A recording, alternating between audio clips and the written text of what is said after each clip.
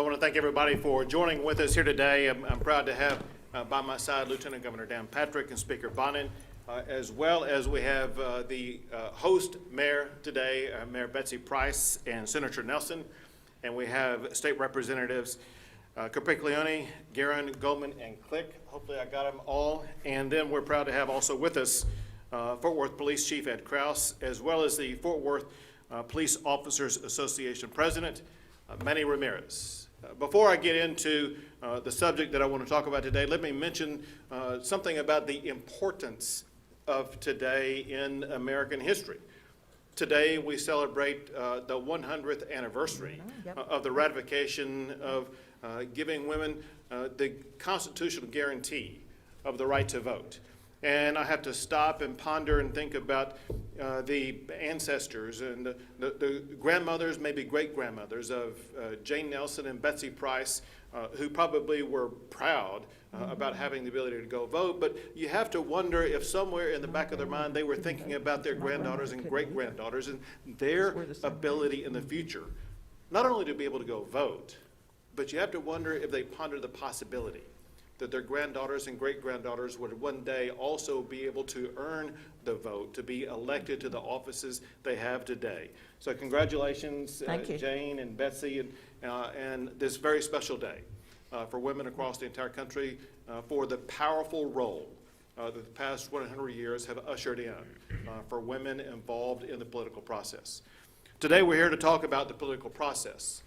You know, Texas takes great pride in #1 rankings, but not today. A new study showed that Austin, Texas is the #1 city in America in the year-to-year percentage increase in murders, with a percentage increase of more than 64% for the first half of this year. Austin also has a year-to-year increase in the percent rate of aggravated robberies, increasing by 14%, and robberies increasing by 16%. When crime is on the rise, the last thing that we should do is to defund law enforcement. And yet that is exactly what the city of Austin did. Defunding the police puts residents in danger, and it invites lawlessness into our communities. Well, to maintain the safety that our communities deserve, today we are announcing a legislative proposal that will discourage defunding law enforcement agencies in Texas. The way this proposal works is this: any city that defunds police departments will have its property tax revenue frozen at the current level. They will never be able to increase property tax revenue again if they defund police. Cities that endanger residents by reducing law enforcement should not then be able to turn around and go back and get more property tax dollars from those same residents whose lives the city just endangered. Part of our collective job is to ensure the safety and the security of all Texans. We will not allow that core function to be undermined by cities that seek to defund and to dismantle the law enforcement agencies who have a sworn duty to serve and to protect our communities. We will ensure those communities will continue to be protected by law enforcement officers. Lieutenant Governor Patrick. Thank you, Governor. We will be ready in the Senate to work on this legislation and make it a priority. When I think about what Austin has done, had any other mayor of any other city in Texas been as irresponsible as they have been, they would have chaos and their citizens would be in danger. It is only because of our DPS force of state troopers, hundreds that came to the aid and rescue of the brave officers at APD, that Austin didn't turn into a potential Seattle or Portland. Hundreds of state troopers, not just protecting the Capitol and the governor's mansion, but protecting the city of Austin. Because not only has Austin defunded their police, but they've taken away vital weapons that they could use to disperse crowds. What they have done in Austin should never happen in any city in the state, and we're going to pass legislation to be sure that it never happens again. And I hope that legislation, in its final form, will roll back what they've done. Great. People of Austin and Texas deserve to be protected by their police. Thank you. Speaker. Thank you, Governor. Thank you, Lieutenant Governor. Of course, the Texas House will 100% support this legislation. I want to read a couple quotes. Mayor Adler in 2016's office put out a press release that said Austin alone would lose $15 million in 2016 if Senate Bill 2 property tax reform had been in effect. $15 million, he was worried about it. Compare that to the $150 million they're cutting from the police department today. Mayor Adler was quoted as saying, "We should not risk police, firefighting, EMS, parks, safety nets, and transportation projects, all to save Austin homeowners only $2.69 a month. It's risky and not real tax relief." So $15 million was risky to the citizens of Austin in 2016. But $150 million of defunding public safety law enforcement is not in 2020. Mayor Adler has gone on to make quotes as our state should not cap the ability of cities to protect public safety and other critical basic needs. We urge our legislators to protect public safety and other essential city services that are at risk under their proposals. Senate Bill 2 is risky. First responders, services, police, fire, and EMS account for 70% of our city budget. Senate Bill 2 will result in fewer police officers in our communities, longer response time to fire and medical emergencies, and fewer tools and equipment for first responders need to keep our communities safe. So I asked Mayor Adler and the city of Austin why, when it was politically expedient to oppose property tax reform for the citizens they're responsible for keeping safe in Austin in 16, 17, 18, and 19, but why now in 2020 does Mayor Adler support the socialist agenda to cut our police department? It is not okay. It is not acceptable. Law enforcement is not a tool of political agendas. And I would ask the city of Austin to quit using them as one, put them back to work, back on the streets, doing their public service to keep the people of Austin safe. Thank you, Governor. Thank you. Senator. Thank you, Governor. Public safety is, I believe, the most important function of government, and it concerns me greatly to see a city government whose job it is to keep our communities safe take a huge chunk out of a police budget when I think this is a time when we need them the most. Now, I chair our Senate's Finance Committee, but I'm a former chair for 14 years of our Senate's Health and Human Services Committee. And I join those who are calling for funding for mental health and rape crisis centers and domestic violence shelters. Yep. We are, as a state, making huge investments in those items in our state budget. And we'll continue to do that. But you don't have to defund law enforcement to accomplish those objectives. In fact, I have worked for many years in the area of domestic violence, and I can tell you that police officers are often the first on the scene for domestic violence calls when seconds count and it's life or death. And I worry about those victims and about sending social workers and counselors into dangerous situations without law enforcement at their side. It's dangerous, and I don't want to see that happen. It frightens me. The police are there to protect and to serve. Mayor Price and I go way back together, and we're grandmothers now. And we teach our grandchildren to respect Absolutely. law enforcement and that they're there to protect and to serve. And it's been very difficult to explain to young children why people are allowed to destroy public property and set fires and riot in the streets, and yet at the same time, we see cities turning their backs on police. It's hard to explain to our children. If we defund our police, who will be there to protect us? So these actions, they defy common sense, they're short-sighted, they put lives at risk, and Governor, I'm happy to hear that we're going to address them next session. Thank you. Thank you, Senator. Representative Goldman. Thank you, Governor. Grandma's Unite. Thank you, Governor, Lieutenant Governor, and Speaker for coming to Fort Worth today.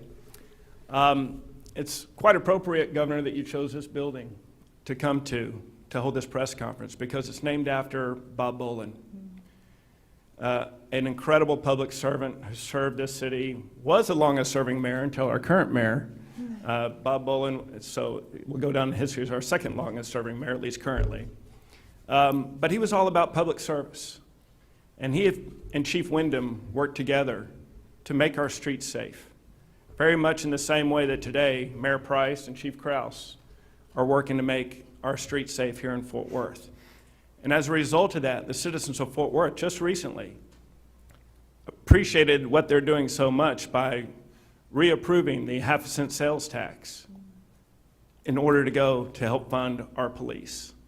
That's how much we're doing things right here in Fort Worth. We appreciate the public servants who put on the uniform every single day. We appreciate the public servants who risk their life for our safety every single day. Fort Worth is doing it right. And what we're here saying today is we're not going to let a major city in the state of Texas turn into what Portland is doing, what Seattle is doing, as their police chief recently resigned because she didn't have the backing of the city or the state. Chicago, where they have record police retiring. New York, where the mayor took $1 billion away from the police. What is that doing to the citizens of those cities? Talk to any of them. They don't feel safe. So I look forward to working with all the leaders of the state and in the House and the Senate in crafting legislation to letting all the major cities know that we need and we are here to keep our citizens safe. And that's going to be our #1 priority. Thank you very much. Appreciate it. Thank you, Representative. You know, you articulated actually one of the reasons why we chose to be in Fort Worth today. And that's because Fort Worth is doing it right. Yeah. And it's doing it right because it has a fabulous, tough mayor running this city who is committed to supporting law enforcement, Mayor Betsy Price. Yes. Thank you, Governor Abbott, and Lieutenant Governor Patrick, and Speaker Bonnen, and Senator Nelson, my fellow grandmother and college friend. I guess it's safe to say it's one tough grandmother, as you said that now. You know, we're here today to discuss public safety for our cities, and for me and for most mayors, public safety is job one in this community. It's not political. It's common sense to keep your citizens safe. And I'm proud to support, along with my council, our men and women in uniform. Fort Worth Police Department is among the finest in the nation.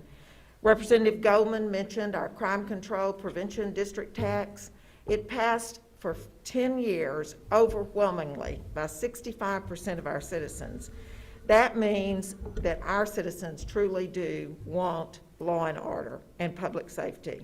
We support the enhanced funding for public safety, for trainings. We do understand the concerns in the community of relationships with our police department.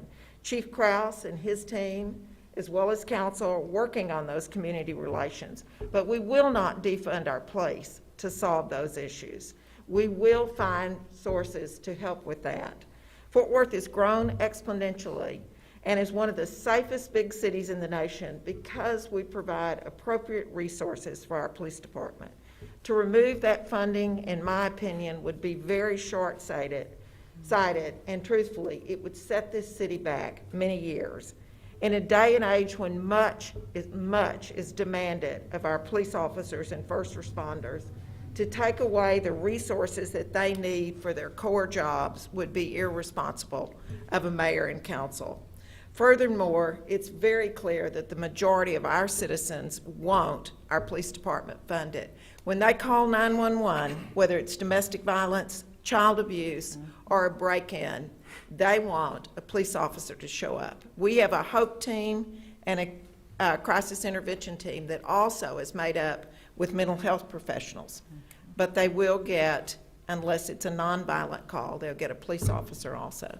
So Governor, thank you for helping us ensure, those of us who are working on the front lines every day, that these fine men and women will have what they need.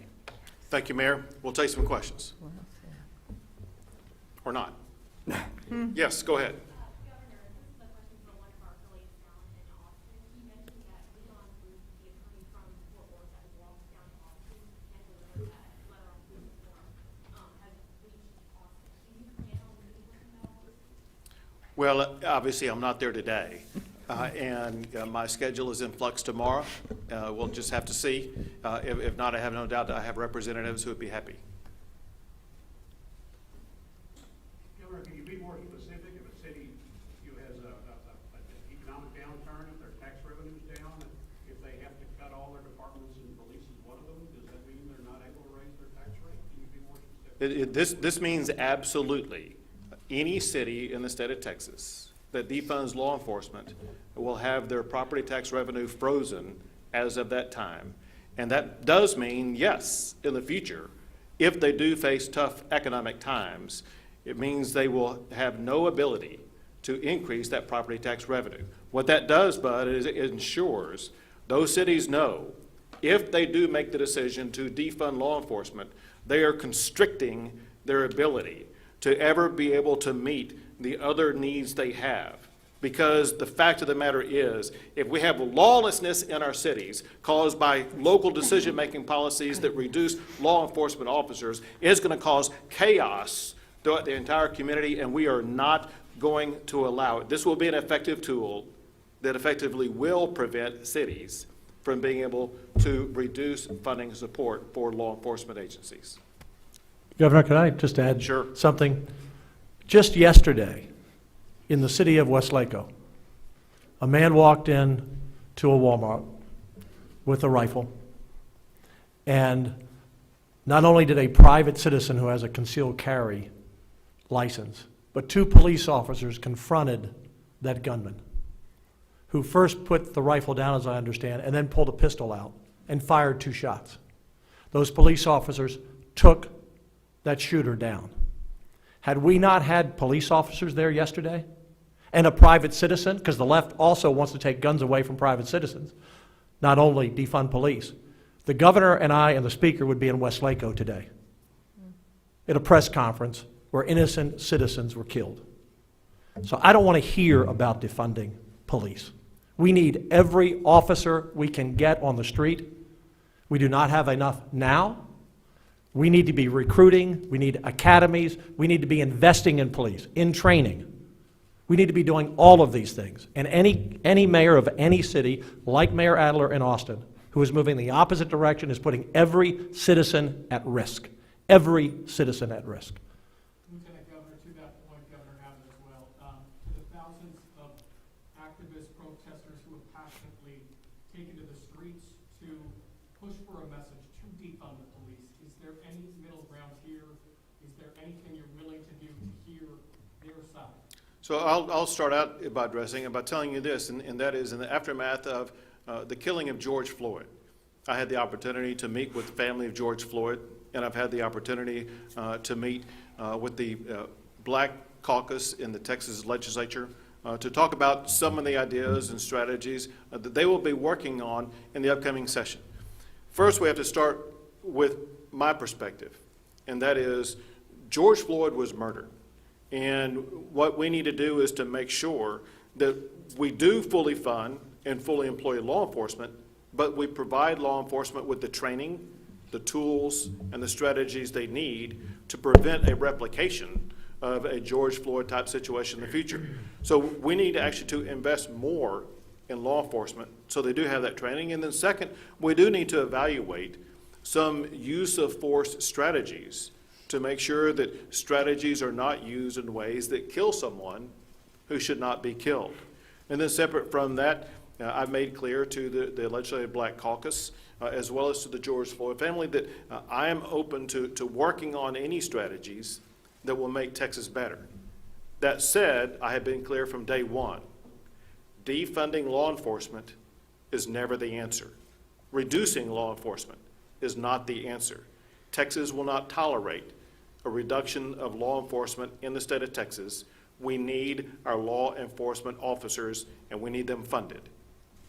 Governor, it's pretty clear that the phrase defund police varies in its definition from person to person. And as you mentioned, the most recent cry for it involves not only the killing of George Floyd, but to stem the tide of many people of color dying in incidents involving police brutality, as well as to increase the accountability among police departments. What is there in terms of balance that you can say that you're willing to do or to look at in order to somehow, and as you began, reach some type of solutions? Sure. So if we have police brutality, we don't need fewer police. We need less police brutality. And so we need to take action, whether it be as a legislature or in police departments or whatever the case may be. We do need to take action to ensure that law enforcement officers are trained in ways in which they will not engage in police brutality. But just because there is an act or maybe many acts of police brutality doesn't mean that we eliminate or reduce or cut back on law enforcement. It means we need to do a better job of training those law enforcement officers to ensure they do not engage in acts of police brutality. Last question. Governor, I know there have been discussions of moving some state offices out of Austin, out to the suburbs or out to other surrounding areas. Is that a reality if there's not safety and security in central Austin? Did you say state officers? State offices?